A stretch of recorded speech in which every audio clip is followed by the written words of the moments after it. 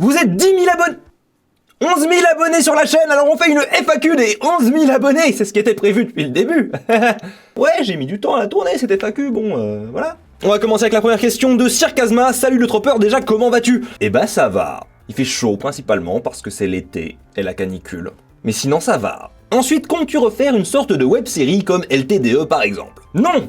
Alors en dehors de la saison 3 du Tropper de l'extrême que j'aimerais quand même faire un jour, je ne pense pas. Pour la très simple et bonne raison que les web-séries ça ne fonctionne plus sur YouTube. Et c'est pas que je suis en quête de faire quelque chose qui marche à tout prix, c'est juste que YouTube c'est mon métier, et que si je mets toute mon énergie et mes ressources dans des vidéos qui ne vont pas marcher, eh ben je vais couler ma boîte. Donc malheureusement là ça va pas être possible. Ce qui me permet de faire le lien avec la question suivante de Malige Musique. Que penses-tu du YouTube actuel? C'est compliqué. C'est très compliqué parce que le YouTube actuel c'est pas vraiment le YouTube pour lequel j'ai commencé YouTube. On va pas se mentir. C'est-à-dire qu'il y a 5-6 ans, YouTube, ça menait encore à des opportunités. Et les opportunités cool. Si je repense à l'époque du Studio Bagel, de Golden Moustache, il y avait énormément d'argent qui était insufflé dans YouTube pour faire de la fiction et de la création vraiment différente. Alors que maintenant, comme ça a déjà été dit plein de fois, YouTube c'est la télé. Je suis en compétition avec des boîtes de prod qui ont un niveau professionnel, et sans doute 10 à 20 fois le budget que moi je peux me permettre de mettre dans une vidéo, donc ça devient assez difficile d'être créatif. On attend de toi un certain format qui répond à certaines exigences pour satisfaire un algorithme. C'est pour ça d'ailleurs que je fais beaucoup de vidéos sur TikTok. Alors que TikTok ça me rapporte personnellement rien niveau fric, pour en revenir au fait que c'est mon métier de faire des vidéos, TikTok c'est là où je vais avoir l'occasion de développer vraiment ma créativité, de faire ce qui m'amuse, ce que je veux, avec très peu d'exigences techniques. On s'attend à rien de plus que quelque chose de filmé à la verticale avec un iPhone. Si tu fais ça sur YouTube, ça s'appelle YouTube Shorts et ça marche pas. Alors si ça marche, pour ceux qui se souviennent de Turbo Bistro, l'algorithme il te pousse à fond, y a pas de souci. Mais derrière tu fais 1 million de vues qui sont pas rémunérées, donc c'est assez peu intéressant. Donc ce que je pense du YouTube actuel, c'est que c'est la télé. Je possède une chaîne de télé avec les contraintes que ça entraîne, c'est-à-dire qu'il faut que je fasse de l'audience, ce qui freine et limite forcément ma créativité. Mais c'est mon boulot, et c'est peut-être ça le plus gros changement dans ma vie personnellement, c'est que YouTube c'est plus une passion, c'est un taf. Un taf très sympa, je m'en plains pas, mais un taf quand même. Question suivante. Pourquoi avoir déplacé plusieurs concepts sur ta chaîne secondaire? Alors encore une fois, on est dans la continuité de la question précédente, il se trouve que ma chaîne a besoin d'une ligne éditoriale claire. Si j'ai des concepts qui n'y correspondent pas avec la façon dont fonctionne l'algorithme YouTube, c'est-à-dire qu'il est assez punitif si tu as un échec, si j'ai plusieurs contenus qui s'adressent à plusieurs publics différents, je vais jamais faire mes vues. C'est bête, mais les gens ne me suivent pas forcément pour les mêmes raisons. Quelqu'un qui regarde les sapas sous sa case va pas forcément être intéressé par les licences artistiques ou les résumés rapides. Et plus je divise en plusieurs groupes les gens qui me suivent, moins je suis suivi globalement. C'est-à-dire que je vais avoir des sorties de vidéos en dents de scie et c'est l'un des pires trucs possibles pour une chaîne YouTube. Donc j'ai déplacé sur la chaîne secondaire tout ce qui ne correspondait pas à la ligne éditoriale que je veux suivre. Sur la chaîne principale, on va beaucoup plus se concentrer sur l'aspect analyse, théorie, divertissement. Vous remarquerez que j'ai pas sorti de licence artistique depuis plusieurs mois parce que j'ai du mal à les glisser dans ma ligne éditoriale justement. C'est un format que j'aime beaucoup faire, qui est beaucoup suivi malgré tout, mais qui ne colle pas à ce que la plupart des gens regardent sur ma chaîne. Et je suis un peu forcé d'aller vers ce que les gens regardent le plus. Et le problème avec des formats comme ça, notamment licence artistique, c'est qu'ils sont très difficiles à vendre. Et vendre dans mon boulot, c'est mener les gens à cliquer sur la vidéo. Et c'est bête, mais le violon en fiction, ça ne marchera jamais autant que pourquoi Dragon Ball Super ne fonctionne pas. Et qu'en est-il des éruptions cérébrales sur Spider-Man? Eh bien, tiens, on t'a répondu juste en dessous, il est bloqué pour Spider-Man car il sait pas comment faire un résumé rapide, il se questionne s'il apporte vraiment quelque chose avec ça et sa légitimité, il en a parlé dans un post avant. J'en ai effectivement parlé dans un post avant, mais je peux revenir dessus. Effectivement, les résumés rapides, ça avait toujours été un truc pas très populaire sur la chaîne. Je pensais arrêter, ou bien les mettre sur la chaîne secondaire. Il se trouve que le résumé rapide sur Amazing Spider-Man a éclaté en popularité, ça a été l'un des plus gros succès de ma chaîne récemment, et que ça a ramené énormément de monde sur les autres résumés rapides et que le format a pris un boost qui justifie le fait qu'il reste. Et ça me bloque un peu parce que je me dis, ok, les résumés rapides on garde. Il faut que je fasse quelque chose de bon et de qualité pour que ça marche quoi. Enfin, pour que les gens regardent et qu'ils apprécient. Sauf que c'est un format qui est loin d'être original. Les résumés rapides, c'est de la parodie. Parodie, ça existe depuis 3000 ans. Moi, je suis un très grand fan de ça. C'est pour ça que j'en ai fait. Comment moi je tire mon épingle du jeu? Comment est-ce que moi j'en fais quelque chose qui est original, qui est drôle, qui donne envie aux gens de revenir? C'est difficile. Ça fait un bail que je bloque sur le script de The Amazing Spider-Man 2 parce que j'ai vraiment envie d'apporter quelque chose de différent. Donc je me suis laissé le temps de bosser sur d'autres trucs pour me libérer un peu l'esprit. Mais l'idée c'est bien évidemment de le faire et de le faire bien. Et pour ce qui est de l'éruption cérébrale, c'est un autre délire. Alors évidemment, j'ai pas envie de la sortir sans avoir le résumé rapide, mais aussi il y a le fait que c'est un format très risqué sur YouTube actuellement. Je fais une partie fiction justement dans cette série. Et c'est con, mais les gens qui me connaissent pas, ils lancent la vidéo, ils voient une intro de fiction, ils lâchent. il lâche direct. Le public actuel sur YouTube n'est pas friand de fiction. Les gens n'ont pas la patience. Et je sais que je fais une généralité, il y a un public qui a la patience et il y a un public qui sera friand de ça. Mais pour atteindre ce public sur YouTube, c'est excessivement difficile. Je vais revenir avec la comparaison sur TikTok, mais si je veux faire de la fiction sur TikTok par exemple, j'ai juste à la faire, elle va être montrée aléatoirement à des gens, si elle plaît, elle va fonctionner. Sur YouTube, il faut que les gens aient cliqué sur une miniature et un titre aguicheur. Ça peut pas être les aventures de Spider Trooper et Spider que dalle. Les gens qui ne connaissent pas, ils cliquent pas là-dessus. Le titre et la miniature seront toujours en rapport avec l'analyse du film en question. Et quand tu lances la vidéo et que tu n'as pas directement l'analyse promise par le titre et la miniature, qu'à la place t'as de la fiction que tu prends en cours de route et que tu ne comprends pas, t'as de fortes chances de cliquer ailleurs. Et ça tue une vidéo. Encore une fois, c'est mon métier, donc une vidéo qui floppe, ça peut me porter préjudice. Ça peut me coûter de l'argent. Et ça me fait chier de devoir penser comme ça. Vous avez pas idée. Donc tout le défi pour moi, ça va être de trouver comment faire s'emboîter ces différentes contraintes. Et quand j'aurai réussi ce miracle, eh ben la vidéo sortira. Comptes-tu parler de Into the Spider-Verse pour tes vidéos éruption cérébrale Spider-Man? Oui, je ne comptais pas l'écarter parce que c'est l'animation, je n'ai pas ce préjudice. Mais bien sûr, Into the Spider-Verse, j'en parlerai, ça fait partie des films de Spider-Man, pour moi c'est aussi légitime que les films live action, donc ça viendra. Eden demande un autre animé de prévu ou pas, car j'ai adoré Nokia 3310 versus Game Boy. Il y aura une nouvelle série animée dans un autre registre, on est en train de travailler dessus sur Twitch, tous les mardis soirs. On a écrit la série ensemble avec les gens de la communauté, on a fait un casting avec des comédiens, on a enregistré leurs dialogues. Pour le moment, on est en train de monter la piste audio des épisodes, et à terme, l'idée c'est que ce soit une série d'animation. Donc il y aura un truc, mais vraiment pas dans le même registre. Et j'espère que ça vous plaira. Kinmeuf demande comment vas-tu? Ça va toujours. Simon me demande si je préfère regarder un nanar ou un film d'auteur. Ça dépend clairement de mon humeur et des conditions dans lesquelles je les regarde. Honnêtement, je peux autant kiffer les deux. Puis ça dépend de quel nanar et de quel film d'auteur. Pour regarder tout, faut pas se limiter. Ouf, il est long celui-là. Oreille! Bonjour, est-ce qu'une saison 3 de La Page Blanche est prévue? Oui! Elle est actuellement au stade de la conception, donc il n'y a rien d'écrit, mais je réfléchis au sujet que je veux traiter. Est-ce que les personnages Jark, Luke et compagnie serviront pour quelque chose en particulier? Ils peuvent toujours. C'est pas quelque chose que je peux savoir à l'avance. Peut-être qu'ils repopperont dans les scripts. Et le reste, c'est juste de la gentillesse. Merci pour la gentillesse. Là-haut me demande si je compte créer de nouveaux concepts de vidéos spécialement pour cette chaîne. C'est possible, honnêtement c'est une chaîne secondaire, donc l'intérêt c'est que je peux faire un peu ce que je veux ici. Je m'interdis beaucoup moins de choses que sur la chaîne principale, mais à mon avis il y a plus de chances de voir des one-shots que des concepts. Genre si je me tape un délire, que j'ai une lubie à un moment, ça peut popper sur cette chaîne. De là à m'investir complètement dans un concept sur une chaîne secondaire, je suis pas sûr. Parce qu'il faut que je garde mon temps et mon énergie pour la chaîne principale. Comment organises-tu ton emploi du temps? De façon très chaotique. Honnêtement, j'ai pas de conseils à te donner, je suis horrible niveau organisation. Ma façon de travailler, c'est juste un parcours d'obstacles où les obstacles arrêtent pas de s'effondrer juste avant que je saute. Ne suivez pas mon modèle. Est-ce que je compte faire des streams d'analyse de livres, films, jeux avec la communauté tropperesque? C'est pas prévu. Peut-être un jour. Je sais pas si l'exercice serait très intéressant parce que quand je fais mes analyses en vidéo, je prends bien le temps de les écrire, de les ficeler. En direct, je suis nettement moins éloquent, nettement moins réfléchi. Du coup, ça risque juste d'être le bordel. Ça peut être fun, mais moins intéressant quand même. Quelle est mon activité professionnelle à côté? Si tu en as une, je n'en ai pas. J'aimerais être comédien, c'est un de mes projets. Notamment de doublage, mais j'aimerais aussi beaucoup faire de la télé, du cinéma, du théâtre. Mais ça devra attendre que je réemménage vers Paris. Parce que dans ma campagne, il n'y a pas énormément d'opportunités pour les comédiens. Zamir, c'est quand que tu scénarises ton propre film, wesh? Quand j'aurai le temps. J'ai déjà tellement de projets en parallèle, scénariser mon propre film, ça viendra quand j'aurai le temps. Je trouve tes versions abrégées des films Star Wars absolument fantastiques, elles sont au même niveau que les plus grandes séries abrégées comme CDZ ou DBZ. Merci. Merci. Deux références qui me tirent à cœur. Comptes-tu te lancer dans une série de vidéos abrégées plus longues? Je ne pense pas faire de série abrégée plus longue. Pour la simple et bonne raison qu'il y a des ayants droit. Toutes les personnes qui font de la série abrégée se sont fait bouffer. Parce que le droit à la parodie est très difficile à faire respecter sur YouTube. Donc moi je me lancerai pas dedans, c'est le meilleur moyen d'avoir des problèmes. J'aurais bien aimé, je participe avec plaisir au projet de série abrégée des autres sur leur chaîne quand c'est eux qui prennent les risques, mais moi je la tenterai pas. The Metalhead me demande si je compte faire une vidéo sur l'univers de Full Metal Alchemist. Ça fait un bail que j'ai très envie d'en faire une. C'est juste encore et toujours ramené au même souci, quel va être le pitch. Et c'est pas que je sais pas ce que je veux dire, j'ai plein de trucs à dire sur Full Metal Alchemist, mais juste comment le dire avec un titre et une miniature qui fait que les gens vont cliquer. Et là c'est plus difficile. Aristotemis me demande est-ce que vous pourriez faire des sapas ou sacas avec spoiler? Non, c'est pas le principe. Il y a littéralement des milliers de chaînes YouTube qui font des reviews avec spoil, ou des reviews avec partie spoil. L'intérêt de l'émission, c'est d'aider les gens qui ne savent pas s'ils vont aller voir un film ou regarder une série, sans leur gâcher le plaisir. C'est pas des analyses, c'est le même exercice que la critique de film dans les magazines par exemple. Ça sert à aider à prendre une décision, pas à discuter entre personnes qui ont déjà vu le film. Je me demandais, c'est pas trop dur avec la censure de YouTube? Y a pas de censure sur YouTube. Enfin, y en a évidemment comme partout, hein, mais il n'y a pas réellement de censure. Si je voulais faire les vidéos que je veux, je pourrais. Je pourrais absolument parler de tous les sujets, faire tout ce que je veux, c'est juste que je m'éclaterais en termes financiers. C'est pas tant un problème de censure, encore une fois, c'est un problème de ligne éditoriale. Il y a des attentes, il y a des choses qui fonctionnent, il y a des choses qui vont dans le sens de l'algorithme, mais en vrai, il y a très peu de censure sur YouTube. Il y a qu'à voir le nombre de chaînes complotistes ou l'extrême droite qui tournent sans problème. Il y a personne qui vient me dire t'as pas le droit de parler de ça. Je choisis moi-même d'éviter certains sujets, pour des intérêts plus économiques qu'autre chose. Si mon modèle économique c'était la polémique, comme pour beaucoup, faut vous assurer que la censure YouTube m'empêcherait de rien.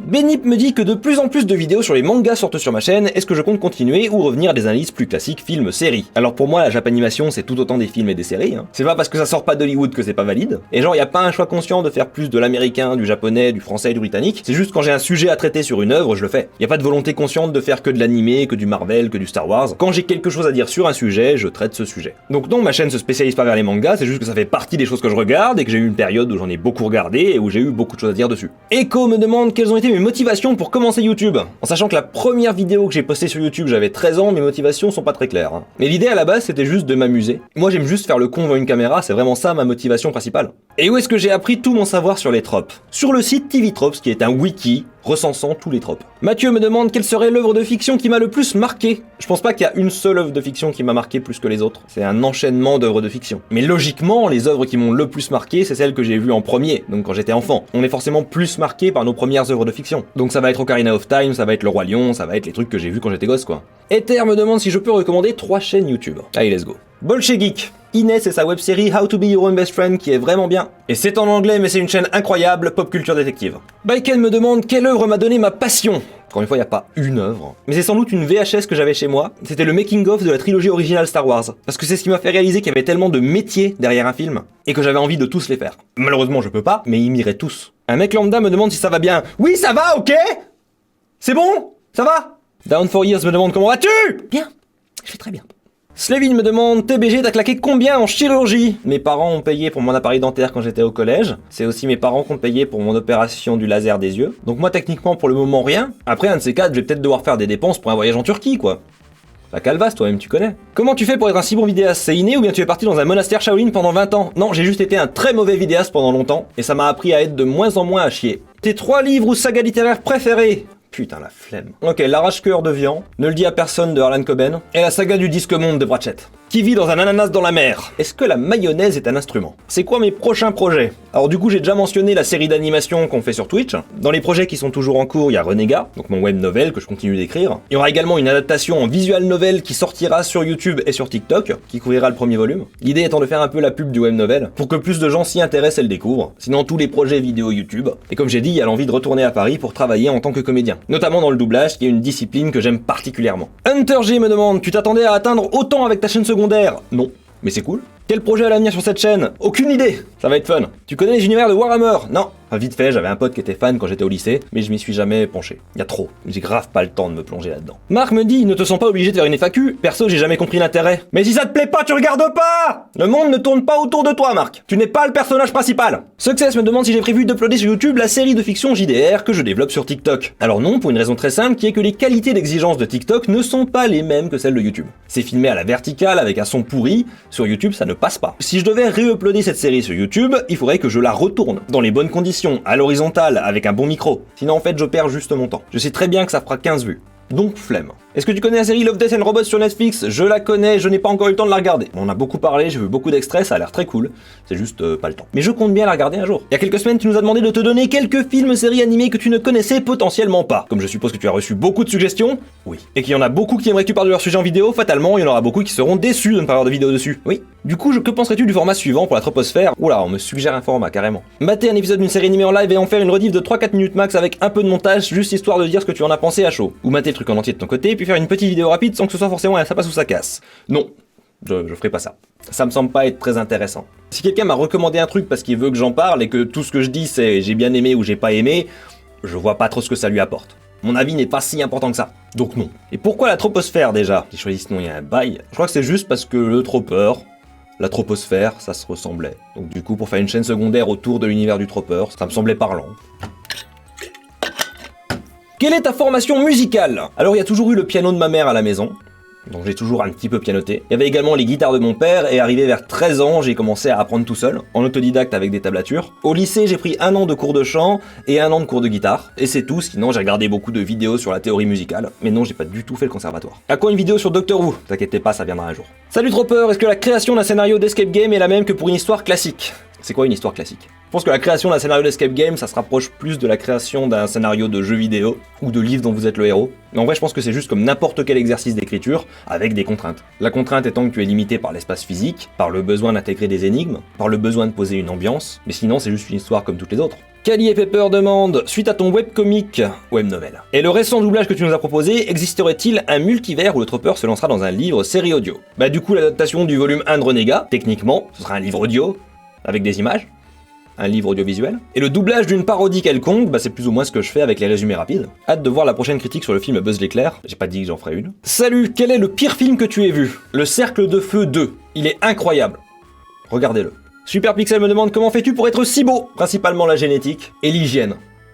Ça aide. Kemelbert te demande si je ne rencontre pas des problèmes à posséder 2 chaînes YouTube. Techniquement j'en possède 3. Il y en a une qui est complètement à l'abandon, mais non ça va parce que dans tous les cas j'ai pas de calendrier régulier sur mes chaînes. Si je m'imposais un rythme sur les 2 chaînes, je serais dans la merde. Jules me demande si la suite des aventures de Peter et Johnson et le Tropper l'extrême sont des séries mortes ou aurons-nous la chance d'en voir la suite un jour. Du coup j'ai déjà répondu pour le Tropper l'extrême et pour Peter et Johnson, c'est compliqué. C'est de la fiction, j'ai expliqué que ça marchait très mal sur YouTube, donc prendre du temps pour ça, je peux pas pour le moment. Je te suis depuis le Sénégal, des bisous au Sénégal. Pourquoi tu t'attaques pas aux séries marquantes? Bah je pense quand même que je m'attaque à pas mal de séries assez marquantes. Récemment j'ai fait Stranger Things, ça me semble coller à la description. Et tu aimerais me rencontrer un jour, et ben écoute, si un jour il y a une convention au Sénégal qui veut bien m'inviter, moi je fais le voyage avec grand plaisir. Mais sinon c'est un peu loin. Est-ce que tu penses faire une vidéo sur les clichés dans les films hollywoodiens? Je suis à peu près sûr que techniquement toutes mes vidéos sont un peu sur les clichés des films hollywoodiens. Mais en vrai c'est un sujet qui a déjà été tellement traité que je sais pas ce que je pourrais dire de nouveau, donc je ne pense pas. Ou alors il faudrait que je trouve une nouvelle façon de les aborder. Petit renard, est-ce que tu es attiré par Germaine la villageoise? Non. Younes me dit bonjour. Bonjour. D'ici me demande si j'aime les pâtes. Oui, c'est bon. Comment je note les films-séries dans mes ça passe ou ça casse? Alors d'abord je regarde si elles ont la moyenne, c'est-à-dire passé ou cassé, et ensuite je rajoute des points pour les qualités ou j'en retire pour les défauts. La seule question importante, pourquoi Shell est pas dans ton classement? Dans mon classement des personnages Disney sexy? On va regarder. Alors Shell, c'est un personnage de La Route d'Eldorado, sorti en 2000, produit par DreamWorks Animation. Question suivante. Plutôt guitare, piano, flûte traversière ou triangle? Guitare et piano. Bonjour. Pourquoi? Parce que... Tropper, est-ce que tu te sens prêt à chanter quelques lignes slam pop metal pour montrer l'amour que tu portes à ta communauté? Qui a dit que je portais de l'amour à ma communauté? Je vous déteste et je vous méprise. J'en ai rien à battre de vos états d'âme. Je ne suis pas votre ami. Juste un panneau publicitaire glorifié. Yeah! Est-ce que tu comptes analyser des jeux vidéo sur la chaîne principale? C'est une question qu'on me pose très souvent, j'en ai très envie, c'est vraiment juste une question de temps. Un jeu vidéo c'est généralement entre 20 et 40 heures de gameplay, alors qu'un film c'est 2h30, 3h grand max. C'est vachement plus facile d'analyser 2h30 à 3h, d'une expérience similaire pour tout le monde, que 20 à 40 heures d'une expérience qui sera forcément différente pour tous les joueurs. Donc j'aimerais bien, mais c'est plus difficile, ça demande plus de temps. L'envie est là, ensuite faudra voir. Nouvelle chanson de nouveau trophée YouTube? Y a pas de trophée YouTube à 10 000, c'est 100 000.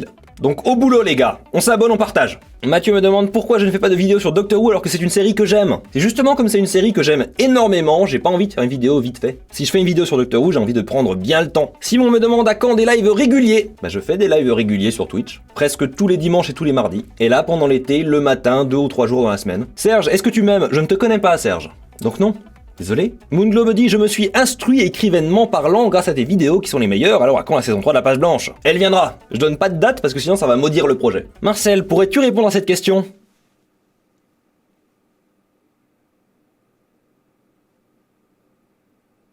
Mortimer, quel avenir pour la chaîne? Bah écoutez, on va continuer de faire des vidéos jusqu'à ce que YouTube ne meure inévitablement, puis à ce moment-là on arrêtera quoi. Ewan, t'es-tu déjà remis en question? En permanence.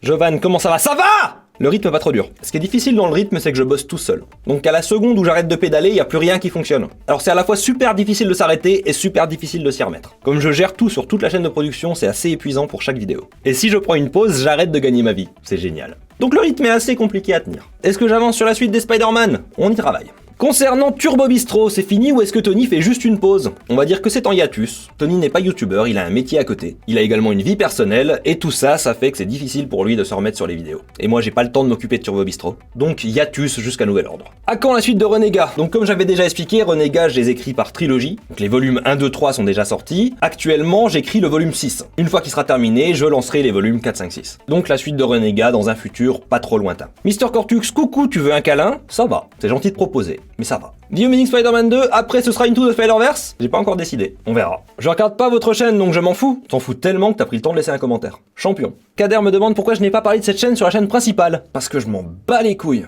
Je préfère que la chaîne se développe d'elle-même organiquement que de dire aux gens « Allez vous abonner !» Qu'ils le fassent parce qu'ils m'aiment bien et par politesse et qu'ils regardent pas les vidéos. Je préfère que ce soit les gens qui s'intéressent vraiment à ce que je fais qui viennent. C'est le principe d'une chaîne secondaire, c'est fait pour le cœur des gens qui me suivent. Donc que des gens viennent s'abonner parce que je leur dis de le faire, ça ne m'intéresse pas. Nico me demande si j'ai regardé la série Invincible. Oui. Qu'est-ce que j'en ai pensé? J'ai bien aimé. Est-ce que j'ai d'autres idées de contenu exclusif pour cette chaîne et si oui lesquelles? Les idées j'en ai des tonnes, le temps de les exécuter, je ne l'ai pas. Alfie, est-ce que je travaille seul sur tous mes projets? Oui. Est-ce que j'ai le temps de prendre soin de moi? Non. Prends-tu toujours du plaisir sur YouTube? Oui. Sinon j'arrêterai. Comptes-tu réuploader sur cette chaîne tes séries pré-tropeur de l'extrême, genre la testiquette? Oh putain, ça date. Non. Je ne pense pas que ce soit nécessaire. Pas trop de questions à traiter pour cette FAQ? Ça va. J'ai déjà fait une FAQ des 100 000 abonnés, alors une FAQ de 10 000, ça va. C'est tranquille. C'est comme revenir au niveau 1 dans un RPG quand t'es déjà niveau 90. C'est une balade. Comment éviter de bousiller une licence entre attentes des fans, besoin de renouveau et thématiques à respecter? J'en ai aucune foutue idée et je suis très content de ne pas avoir à gérer une franchise. Mais si tu veux mon avis, on devrait s'éloigner des licences et des franchises et revenir à des œuvres toutes seules. Bien plus facile à gérer, on a bien plus de bonnes surprises et on est bien moins déçus. J'ai adoré ta trilogie d'analyse des films originaux Star Wars, une idée de quand le tour de la prélogie viendra. Quand j'aurai le temps. Mais j'ai effectivement hâte de revenir sur les Star Wars, parce que j'ai des choses à dire. Maxime, comment résolut-on le conflit israélo-palestinien? Bah apparemment pas avec de la grammaire correcte. Non mais tu poses des questions de merde, moi je donne des réponses de merde. Ça fait quoi que ta deuxième chaîne soit à 10 000? Ça fait plaisir. Vas-tu faire d'autres vidéos sur l'univers des jeux Zelda? J'aimerais bien. Je pense que j'y reviendrai un jour. Est-ce qu'une deuxième chaîne secondaire est prévue pour faire une nouvelle FAQ des 10 000 abonnés? Ouais, je vais faire ça, je vais faire plein de petites chaînes de 10 000 abonnés. Et ensuite je les ferai se battre entre elles. Dans le point de vue hypothétique où l'envie t'en prend, ferais-tu un jour une vidéo sur The Office? C'est possible. Comptes-tu lancer une série de vidéos basées sur des mangas comme ce que tu as fait dernièrement sur DBS, Naruto, etc. Alors pas forcément une série de vidéos, mais des analyses sur d'autres mangas, oui, sans doute. Avec plaisir. Est-ce que tu passes une bonne journée / soirée? Bah écoute, aujourd'hui je me suis levé, j'ai petit déjeuner, puis j'ai commencé à tourner une FAQ, donc ça va. Projettes-tu de faire des feats et avec qui le ferais-tu? J'en ai pas forcément de prévu, faut juste savoir que le problème des feats, c'est que ça demande beaucoup de temps pour être organisé, avec des gens qui n'ont pas beaucoup de temps. C'est pas tant que l'envie manque, c'est juste que la logistique est complexe. Salut, ça va? Ça va plus. Est-ce que tu as déjà lu Les Chevaliers d'Émeraude? Non. J'en ai beaucoup entendu parler, mais j'ai jamais lu. J'aimerais tant collaborer avec toi sur une vidéo pour faire la voix d'un personnage quel qu'il soit. J'ai un bon matos, serait-ce possible? Non. C'est pas pour être méchant, hein, c'est juste que je n'encourage pas les gens à venir vers moi avec des projets vagues. Des propositions comme ça, j'en reçois tout le temps. S'il y a pas une idée précise derrière, un truc clair, c'est pas la peine. Je vais pas prendre le temps de développer un truc avec vous, parce que j'ai pas ce temps. Si tu me dis j'ai un projet, voilà c'est ça c'est ce que j'ai déjà fait, est-ce que tu veux participer? Y a pas de souci. Mais si tu me dis coucou, je veux travailler avec toi, tout ce que tu fais c'est me rajouter de la charge de travail. Parce qu'il faut que je te trouve un truc à faire. Faut que je prenne le temps de découvrir ce que tu fais. Faut que je réfléchisse à quoi faire avec toi. Et flemme. Sérieusement flemme.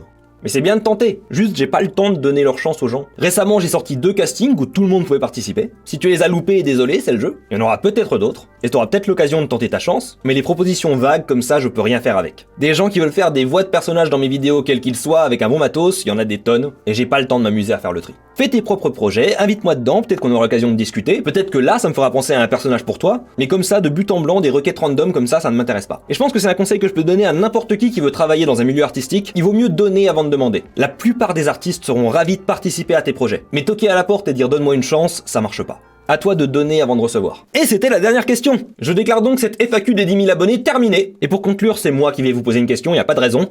Alors dites-moi, comment ça va ?